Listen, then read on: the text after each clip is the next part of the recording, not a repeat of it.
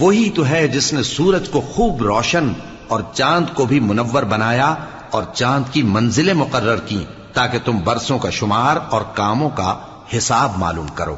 یہ سب کچھ اللہ نے تدبیر سے پیدا کیا ہے، سمجھنے والوں کے لیے وہ اپنی آیتیں کھول کھول کر بیان فرماتا ہے۔ رات اور دن کے ایک دوسرے کے پیچھے آنے جانے میں اور جو چیزیں اللہ نے آسمان اور زمین میں پیدا کی ہیں سب میں ڈرنے والوں کے لیے نشانیاں ہیں۔ جن لوگوں کو ہم سے ملنے کی توقع نہیں اور دنیا کی زندگی سے خوش اور اسی پر مطمئن ہو بیٹھے اور ہماری نشانیوں سے غافل ہو رہی ہیں، ان کا ٹھکانہ ان اعمال کے سبب جو وہ کرتے ہیں دوزخ ہے۔